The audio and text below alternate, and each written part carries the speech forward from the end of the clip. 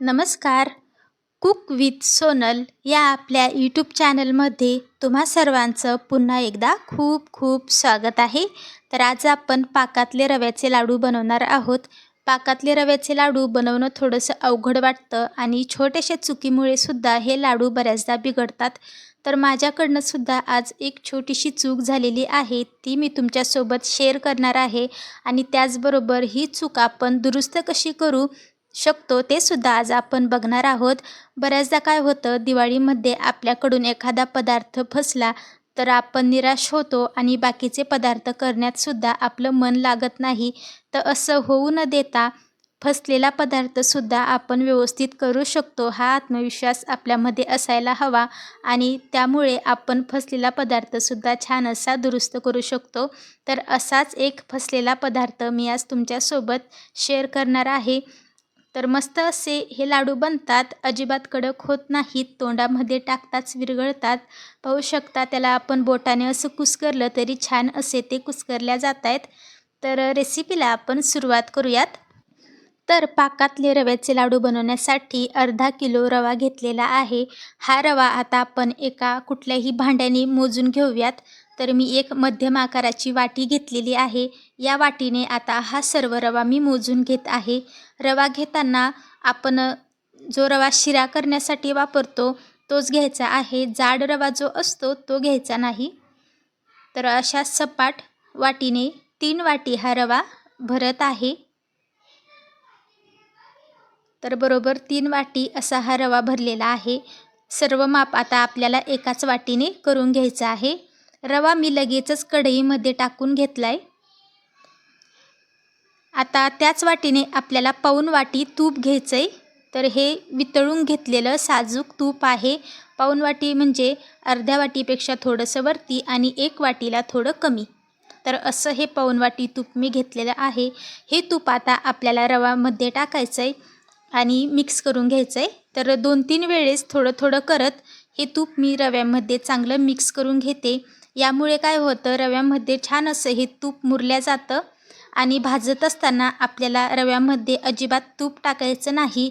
सर्व तूप आपण अगोदरच रव्यामध्ये असं मिक्स करून घेणार आहोत. तर आता सर्व तूप मी या रव्यामध्ये टाकलेलं आहे. 3 वाटी रव्यासाठी पाऊण वाटी तूप घेतलेलं आहे.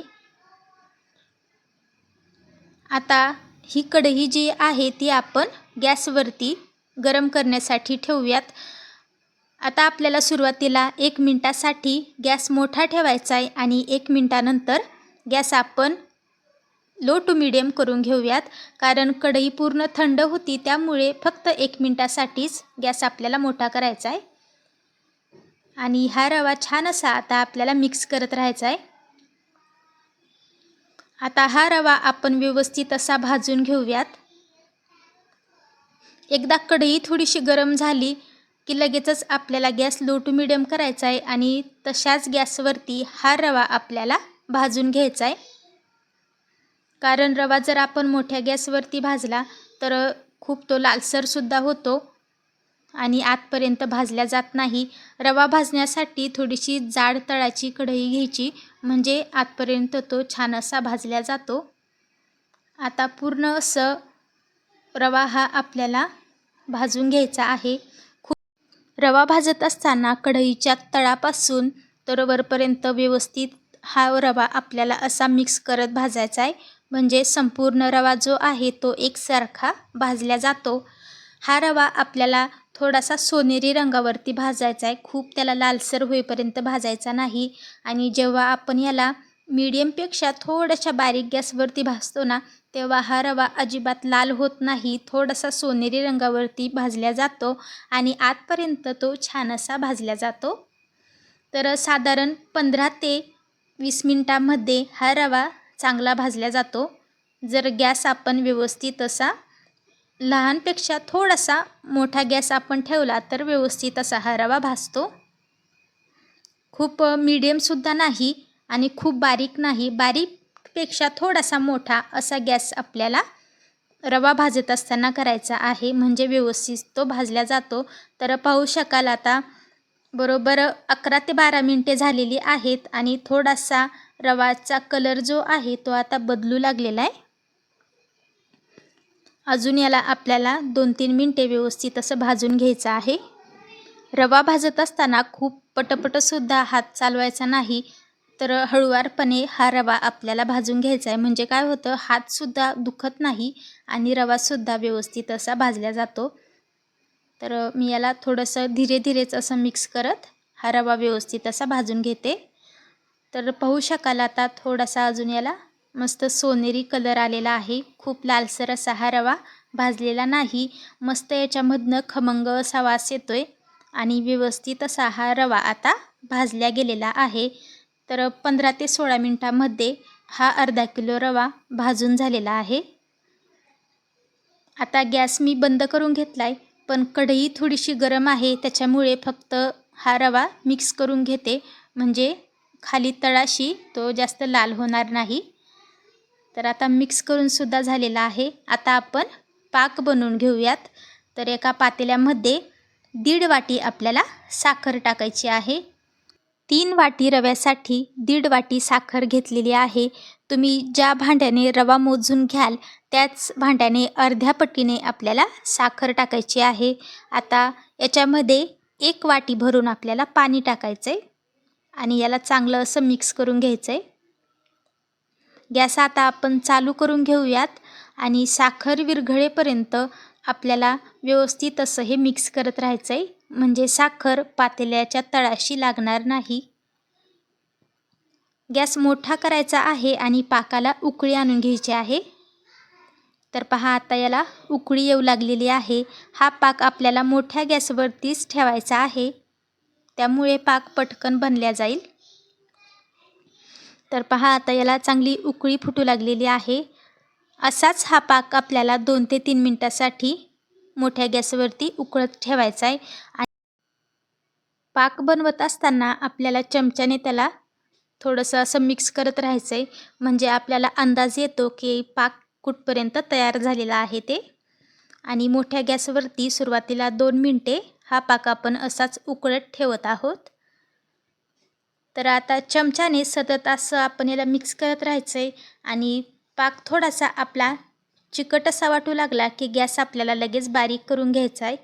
तर पहा थोडासा आता पाकाचा जो चमच्यावरचा थेंब आहे तो लवकर पडल्या जात नाही आहे, थोडासा वेळ घेऊन तो पडतो आहे. तर अगोदरचा पाक कसा पटकन चमच्यावरनं पडतो आणि जसा जसा पाक तयार होऊ लागतो तसा तो उशिरा चमच्यावरनं पडतो. तर पहा हा थेंब आता उशिरा पडू लागलेला आहे. तर आता आपण गॅस बारीक करून घेऊयात आणि इथून पुढचा पाक आपल्याला बारीक गॅसवरती करायचा आहे. 1 तारीची चाचणी किंवा पाक आपल्याला बनवून घ्यायचा आहे, खूप जास्त याला शिजवायचा नाही. तर आता फक्त अर्ध्या मिनिटामध्येच हा पूर्ण पाक नंतर बनवून झालेला आहे. 2 मिनिटे आपण मोठ्या गॅसवरती ठेवला आणि उरलेला अर्धा मिनिट जो आहे तो बारीक गॅसवरती ठेवला की लगेच हा पाक बनवून तयार झाला आहे. गॅस आता मी पूर्ण बंद करून घेतलेला आहे. आता तुम्हाला दाखवते ही 1 तारेची चाचणी कशी बनवून झालेली आहे. तर चमच्यावरती थोडासा पाक घ्यायचा आणि थोडासा हा थंड झाला की लगेच बोटाने आपण याला असं दोन्ही बोटांमध्ये घ्यायचा आणि 1 तार त्याची पडायला हवी असा पाक आपल्याला बनवून घ्यायचा आहे. तर पाहू शकाल हलकीशी 1 तार त्याची पडत आहे. दोन्ही बोटं चिपकतसुद्धा नाहीत आणि फक्त 1 तार त्याची अशी चलत आहे. तर असा हलक्या 1 तारीचा पाक आपल्याला बनवून घ्यायचा आहे. अजिबात बोटं हाताला चिपकली नाही पाहिजेत किंवा साखरसुद्धा हाताला लागायला नको. असा पाक बनवून झाला की लगेच आपण याला भाजून घेतलेल्या रव्यामध्ये टाकून घेऊयात. आणि जर चुकून आपल्याकडनं पाक जास्त वेळ शिजल्या गेला तर थोडंसं याच्यामध्ये पाणी टाकायचं आणि वापस याला 1 तारीच्या पाकामध्ये बनवून घ्यायचं. तर थोडं थोडं करत हा पाक आता मी या रव्यामध्ये टाकून घेते. पूर्ण पाक रव्यामध्ये टाकून घेतलेला आहे आणि हा पाक आता आपण छान असा रव्यामध्ये मिक्स करून घेऊयात. तर मस्त असं हे मिश्रण आता आपलं झालेलं आहे. बऱ्याचदा काय होतं, पाक पातळ होतो तर काय करायचं, कढई जी असते ती गॅसवरती फक्त थोड्या वेळ पाक गरम होईपर्यंत गरम करून घ्यायची, म्हणजे त्यातील जो पाक आहे तो आटल्या जातो आणि वापस मिश्रण लेवलमध्ये येतं. तर आपला पाक व्यवस्थित असा झालेला आहे. गॅसवरती ठेवायची वेळ आलेली नाही. छान असं याच्यामध्ये मिक्स झालं आहे आणि आता छान मिक्स करून झाल्यानंतर आपण फक्त 15 ते 20 मिनटासाठी याला झाकून ठेवणार आहोत. तोपर्यंत आपण काजू बदाम तळून घेऊयात. तर एका पातेल्यामध्ये अर्धा चमचा तूप टाकून काजू बदाम मनुके हे सर्व आपल्याला मिक्स करून घ्यायचं आहे. तर बारीक गॅसवरती फक्त थोडंसं याला खरपूस असं आपल्याला भाजून घ्यायचं आहे. याच्यामुळे छान क्रिस्पी अशी त्याची चव लागते. खूप पटकन हे ड्रायफ्रूट्स जे असतात ते करपले जातात. तर 1 मिनटासाठी बारीक गॅसवरतीच मी याला असं मिक्स करून घेतलं. आता माझ्याकडनं जी छोटीशी चूक झाली होती ती म्हणजे अशी की हे मिश्रण फक्त 15 ते 20 मिनिटेच आपल्याला झाकून ठेवायचं आहे. पण काही कारणांमुळे हे मिश्रण खूप जास्त वेळ, तर साधारण 2-2.5 तास हे असंच राहिलं. त्यामुळे कडक झालेलं आहे. तर ही छोटीशी चूक माझ्याकडनं झालेली आहे.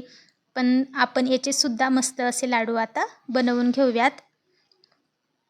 तर अगोदर मी काय करते, याला चांगलं असं हाताने फोडून घेते. तर पहा, हे जास्त कडकसुद्धा झालेलं नाही. हाताने ते छान असं कुस्करल्या जातं आहे. जर याचे 15-20 मिनटानंतर लाडू बांधल्या गेले असते तर व्यवस्थित असे हे आपले लाडू बनल्या गेले असते. पण काही कारणांमुळे ते माझ्याकडनं तसंच राहिलं. तर आता आपण याला दुरुस्त करूयात. आता थोडंसं मी याला हाताने फोडून घेतल्यानंतर मिक्सरच्या भांड्यामध्ये टाकून याला दळून घेते. तर बारीक असं मी आता याला दळून घेतलेलं आहे. सर्व रवा आता याच पद्धतीने आपल्याला दळून घ्यायचा आहे. तर असं आपल्याकडून बऱ्याचदा होतं, कधी पाक थोडासा घट्ट झाला की अशी वेळ येते, किंवा मग मिश्रण आपल्याकडून जास्त वेळ झाकून ठेवण्यात राहिलं तरीसुद्धा अशी वेळ येऊ शकते. तर आता सर्व रवा दळून झाल्यानंतर आपल्याला याच्यामध्ये थोडंसं दूध टाकायचं आहे. तर फक्त 2 चमचे दूध मी याच्यामध्ये टाकून घेते. तुम्ही जसं रव्यामध्ये दूध मिक्स होत जाईल तसं टाकू शकता, जसं म्हणजे रव्यामध्ये दूध लागेल तसं. तर थोडंसं 2 चमचे दूध टाकून मी हा रवा व्यवस्थित असा मिक्स करून घेतलेला आहे. जास्त रवा याला लागणार नाही, कारण खूप जास्तसुद्धा हे मिश्रण कडक झालेलं नव्हतं. ते हाताने छान असं फुटत होतं. जितकं मिश्रण कडक असेल तितकं दुधाचं प्रमाण याच्यामध्ये जास्त लागू शकतं. तर 2 चमचे दुधामध्ये व्यवस्थित असं हे मिश्रण आपलं तयार झालेलं आहे. चांगलं आता मी याला मिक्स करून घेतलं आहे. आता याच्यामध्ये आपण जे परतून घेतलेले काजू बदाम आहेत ते टाकून घेऊयात. काजू बदाम बारीक चिरून घेतलेले होते. आता चांगलं मी याला वापस मिक्स करून घेते आणि छोटे छोटे असे याचे आपल्याला लाडू बनवून घ्यायचे आहेत. तर पहा, मस्त असे याचे लाडू बनल्या जात आहेत. थोडीशी चूक झाली असली तरीही छान असे हे लाडू वळल्या जातात आणि टिकायलासुद्धा आरामात महिनाभर हे लाडू टिकतात, कारण दुधाचं प्रमाण आपण अगदी थोडंसं याच्यामध्ये वापरलेलं आहे. तर आपले हे रव्याचे लाडू बनवून तयार झालेत. अर्धा किलोमध्ये 20 ते 21 लाडू या आकाराचे तयार होतात. छान असे खुसखुशीत हे लाडू लागतात. तर मस्त अशी ही आपली खरी-खुरी रेसिपी बनवून तयार झालेली आहे. तर या आकाराचे 20 ते 21 लाडू सहज तयार होतात. खरं तर यातले 5-6 लाडू आम्ही अगोदरच संपवून टाकलेत, त्यानंतर हा व्हिडिओ मी घेतलेला आहे. तर मस्त असे पटकन हे लाडू संपतात, अजिबात शिल्लक राहत नाहीत आणि कोणाला कळणारसुद्धा नाही की हे लाडू बिघडलेले आहेत. बिघडलेले पदार्थापासून आपण आपल्या आत्मविश्वासाच्या जोरावर त्याला वापस दुरुस्त करून छान असा नवीन लूक देऊ शकतो. तर मस्त असे हे लाडू होतात. करून बघा. आवडल्यास लाईक करा, शेअर करा. चॅनलवर जर नवीन असाल तर सबस्क्राईब करायला विसरू नका. पुन्हा भेटू नवीन रेसिपी सोबत. तोपर्यंत बाय बाय.